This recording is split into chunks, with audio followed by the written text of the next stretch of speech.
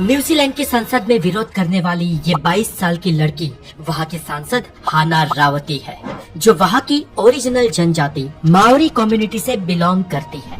और न्यूजीलैंड प्रकृति की सुंदरता से भरा एक खूबसूरत देश आज एक ऐतिहासिक तूफान से गुजर रहा है।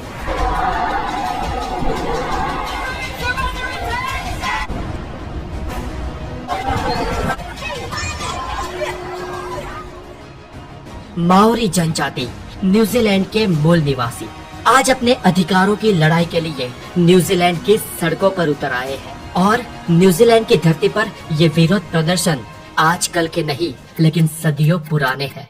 और सदियों पुराने इस संघर्ष का ये नया अध्याय है।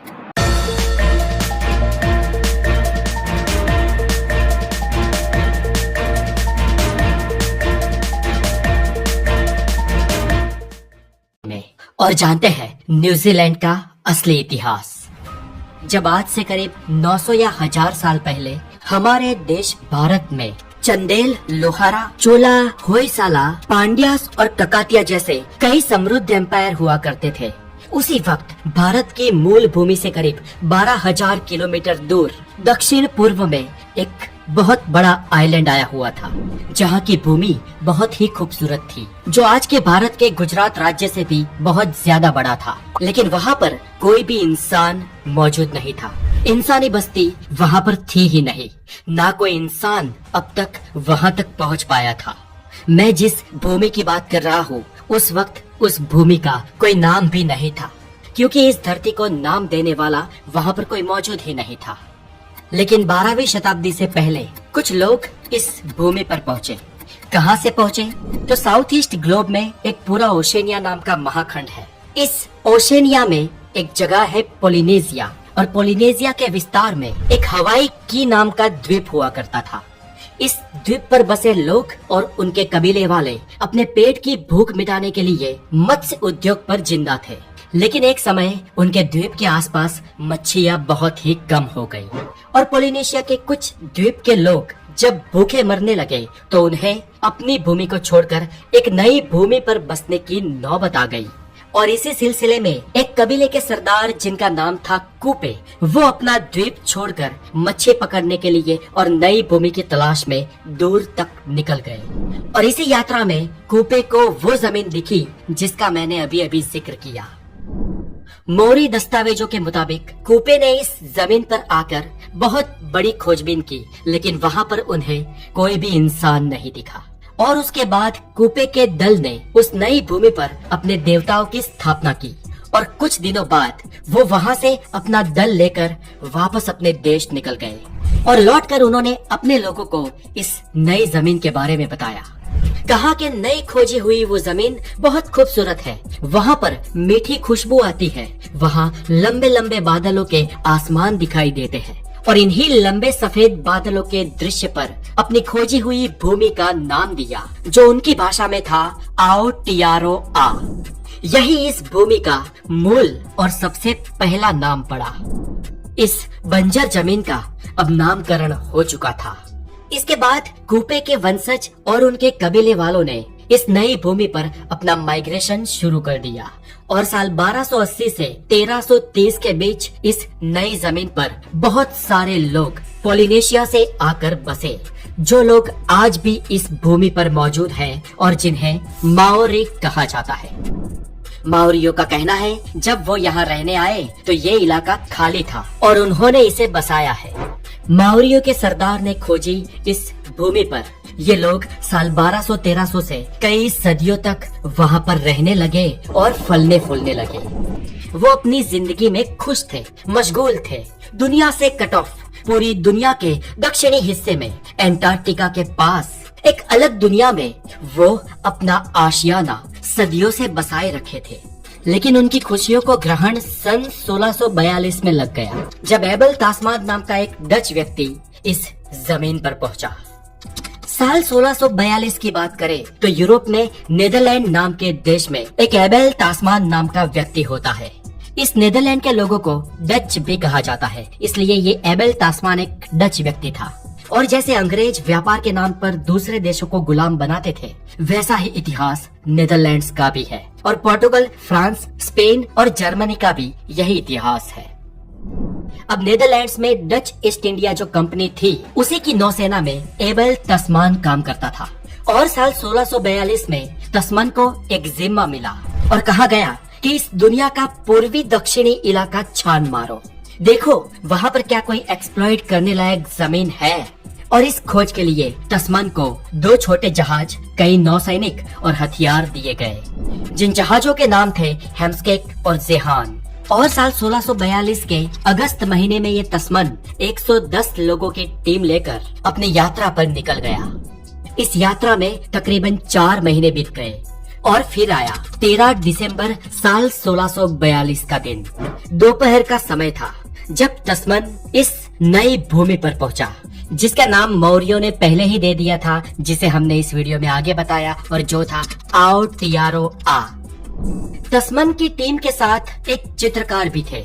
आमतौर पर ये चित्रकार ही उस जमाने के कैमरामैन या फोटोग्राफर हुआ करते थे।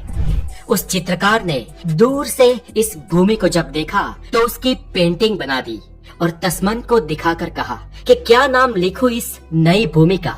जवाब दिया गया स्विट्जरलैंड, और डच भाषा में इसका मतलब होता है कंपनी का नया नीदरलैंड्स। इस नई खोजी हुई जमीन पर आगे जो भी आक्रमणकारी आने वाले थे और जो देश बनने वाला था, उसकी ये पहली तस्वीर थी। इसके 5 दिन बाद यानी कि 18 दिसंबर के दिन तस्मान और उसकी टीम ने इस भूमि पर अपना डेरा डाला। अब तस्मान ने खोजी ये जमीन यूरोपियन के लिए बेशक नई थी, लेकिन ये जमीन इंसानी सभ्यता के लिए नई नहीं थी, क्योंकि इस जमीन पर ऑलरेडी कई सारे लोग बस चुके थे, वहाँ रहते थे, जो लोग अपने आप को मौरी कहते थे। और इन मौरी लोगों ने जब तस्मान की टीम को देखा तो वो डर गए और उसके बाद उनके बीच लड़ाई हुई। तस्मान और उसकी टीम के पास हथियार थे, लेकिन मौरी लोग भी बहुत ज्यादा थे और उनके पास भी भाले, तीर, कमान और कई सारे हथियार थे, जिस वजह से तस्मान और उसकी टीम वहाँ लंबे समय तक रुक नहीं पाए और वहाँ से भाग खड़े हो गए। और जिस जगह पर ये झगड़ा हुआ था उसे तस्मान की टीम ने एक नाम भी दिया, जिसे कहते हैं मर्डरस बे, मतलब कि हत्यारों की खाड़ी। और यूरोपियनों के द्वारा इस नई खोजी हुई जमीन को नाम मिला न्यूजीलैंड। ये नाम कैसे आया? तो नीदरलैंड्स के सुदूर पश्चिमी इलाके का नाम है जीलैंड, और इसी के नाम पर डच लोगों ने इस जमीन का नाम दिया था न्यूजीलैंड, यानी कि नीदरलैंड से अलग एक नई जीलैंड। अब यूरोपियंस के लिए नई माने जाने वाली इस भूमि को एबल तस्मान ने खोजा और उसके बाद जब वो वहाँ टिक नहीं पाया तो वापस यूरोप के लिए निकल गया। और साल 1642 में ही तस्मान ने ऑस्ट्रेलिया का भी परिभ्रमण किया। हालांकि वो ऑस्ट्रेलिया की मेनलैंड पर नहीं पहुंच पाया, लेकिन ऑस्ट्रेलिया के साउथ में एक छोटा सा आइलैंड है जो आज ऑस्ट्रेलिया का ही हिस्सा है, वहाँ पर वो पहुंचा और उस टापू का नाम भी आज तस्मान के नाम पर से तस्मानिया है। अब तस्मान और उसकी टीम तो न्यूजीलैंड से वापस यूरोप चले गए, लेकिन यूरोप में ये बात फैल गई कि एक नई जमीन मिली है, और इस खबर से कई और यूरोपियन भी इस नई जमीन को खोजने में लग गए। और इसके बाद कई सालों बाद ब्रिटिश नेवी के कैप्टन जेम्स कुक इस जमीन पर पहुँचे, जो 6 अक्टूबर 1769 में वहाँ पर पहुँचे और वहाँ जाकर इस जमीन को प्रॉपरली ऑब्जर्व किया और एक्सप्लोर किया। और ब्रिटिशरों ने अपनी सहूलियत के हिसाब से दुनिया को ये ठसा दिया कि कैप्टन कुक ने न्यूजीलैंड खोजा है। लेकिन दुनिया को धीरे धीरे ये पता चला कि कुक से पहले एबल तस्मान और एबल तस्मान से भी कई सदियों पहले मौरी लोगों ने न्यूजीलैंड को खोजा था। मौरी लोगों का पतन। अब कैप्टन कुक के वापस जाने के बाद तो यूरोप में न्यूजीलैंड आकर उसे जीतने वालों की होड़ मच गई। सब सोचने लगे कि कौन पहले इस देश को गुलाम बनाएगा, और इस होड़ में सबसे आगे थे फ्रांस और ब्रिटेन, और कामयाबी ब्रिटेन को मिली और ब्रिटेन न्यूजीलैंड में अपनी कॉलोनियां बसाने लगा। हालांकि वक्त बहुत बीत चुका था और मौरी लोगों को कंपनियों के आगमन, विकास और उन्नति के सपने दिखाए गए। फिर भी ज्यादातर मौरीज लोग यूरोपियन के आगमन से खुश नहीं थे। वो यूरोपियन लोगों के द्वारा अपनी जमीन कब्जाए जाने के खिलाफ थे और इसी मसले पर दोनों पक्षों के बीच लड़ाई हुई। साल 1840 से 1880 तक न्यूजीलैंड के वॉर से कई सारी लड़ाइयाँ चलती रही, जिसमें हजारों की संख्या में माओरीज मारे गए, कई सारों को गुलाम बना दिया गया और कई सारे न्यूजीलैंड के ओरिजिन कबीले अपनी जान बचाने के लिए वहां से अपने कबीले छोड़कर भागने लगे और अब उनके इलाकों पर यूरोपियंस के उपनिवेश थे। और माओरियों का इस हद तक कत्लेआम करने के बाद यूरोपियन ने कहा कि न्यूजीलैंड में तो अराजकता है, यहाँ पर व्यापार करने के लिए स्टेबिलिटी चाहिए और इसलिए कानून व्यवस्था बनानी होगी और इसलिए जरूरी है कि हम यहाँ अपनी सरकार बना दें। और इसी मकसद से ब्रिटेन से विलियम हॉब्सन न्यूजीलैंड आया और उसने यहाँ पर सरकार बनाई और कहलाया न्यूजीलैंड का सबसे पहला गवर्नर। इसके बाद माओरी के सरदारों को बुलाया गया और कहा गया कि हमारी बात मान लो, ब्रिटिश क्राउन के साथ संधि कर लो और बदले में हम तुम्हें तुम्हारी जमीन का हक देंगे और तुम ब्रिटिश साम्राज्य के अधीन ब्रिटेन की प्रजा कहलाओगे। और इसे नाम मिला ट्रीटी ऑफ वाइतांगी। अब ब्रिटिशरों ने जो ये संधि के कागजात पर पूरे न्यूजीलैंड के कबीले वालों से और उनके सरदारों से हस्ताक्षर करवाए, वो संधि मनगढ़ंत थी। माओरियों ने इसका कोई और मतलब समझा और ब्रिटिश संधिकारों ने इसका कोई और मतलब निकाला और इसी संधि के चलते बहुत बार माओरियों का हक मारा गया, जिसके कारण ब्रिटिश लोग माओरियों पर उनकी जमीन छोड़ने के लिए दबाव बनाने लगे और वहाँ से फिर युद्ध शुरू हुआ। लेकिन यहाँ तक माओरी इतने संपन्न नहीं थे कि वो ब्रिटिशरों का, उनके संसाधनों का, उनके लोगों का या उनके हथियारों का सामना कर सके। इसीलिए यहाँ पर भी माओरी लोगों का ही नुकसान हुआ और ये कबीले एक के बाद एक निपटते गए और धीरे धीरे ब्रिटिशर्स और कई सारे और यूरोपियन लोग भी यहाँ आते गए, बसते गए और न्यूजीलैंड को कवर करते गए। यहाँ पर ब्रिटिशरों ने लैंड पर एग्रीकल्चर करना शुरू किया, रेल की पटरियां बसाई, कई सारे शहर भी बसने लगे और न्यूजीलैंड एक कृषि प्रधान देश बन गया। और साल 1880 के बाद ब्रिटेन ने अपने नागरिकों को न्यूजीलैंड जाकर बसने के लिए प्रोत्साहित भी किया। कहा कि देखो, यहाँ पर हमने एक नया देश बसा दिया है। और दोस्तों, धीरे धीरे ब्रिटेन के कई सारे जेल के कैदियों को भी ब्रिटिशरों ने बड़े पैमाने पर ऑस्ट्रेलिया और न्यूजीलैंड बसाया। जो सालों से ब्रिटेन छोड़कर वहाँ गए थे, वो अब न्यूजीलैंड के हो गए। न्यूजीलैंड की स्वतंत्रता, जो लोग ब्रिटेन को छोड़कर न्यूजीलैंड गए थे, वही लोग सालों बाद न्यूजीलैंड की आजादी के सुर पुकारने लगे और साल 1907 में न्यूजीलैंड को आंशिक आजादी मिली। न्यूजीलैंड को दोस्तों हम भारत की तरह पूर्ण स्वतंत्रता एक दिन में नहीं मिली, इसकी आजादी के कई सारे पड़ाव हैं। साल 1907 में आंशिक आजादी यूं थी कि न्यूजीलैंड ब्रिटिश राजशाही के तहत एक अलग देश था, जो स्वतंत्र तो था लेकिन वो देश ही ब्रिटिश क्राउन के अंडर में था। इसके बाद दूसरा पड़ाव आया साल 1948 में और इस साल न्यूजीलैंड के लोगों को अपने देश की नागरिकता मिली। यानी कि साल 1948 से पहले न्यूजीलैंड के वासी ब्रिटिश नागरिक थे और 48 के बाद अब वो अपने नए देश न्यूजीलैंड के ही सिटीजन कहलाए। और इसके बाद न्यूजीलैंड को पूर्ण स्वतंत्रता सन 1986 में मिली और इस साल न्यूजीलैंड ने अपना कॉन्स्टिट्यूशनल एक्ट पास किया। लेकिन वहाँ की न्याय व्यवस्था अभी भी ब्रिटेन से जुड़ी हुई थी और ये व्यवस्था भी जाकर खत्म हुई साल 2003 में, जब न्यूजीलैंड का अपना सुप्रीम कोर्ट बना। लेकिन इसके बाद भी अभी भी न्यूजीलैंड पूर्ण रूप से शायद आजाद नहीं है। जब ब्रिटेन की रानी थी तब वो न्यूजीलैंड की राष्ट्राध्यक्ष थी और आज ब्रिटेन का किंग न्यूजीलैंड का राष्ट्राध्यक्ष है। यानी कि न्यूजीलैंड आज भी ब्रिटेन के क्राउन के अधीन है, लेकिन है तो एक अनूठा देश ही।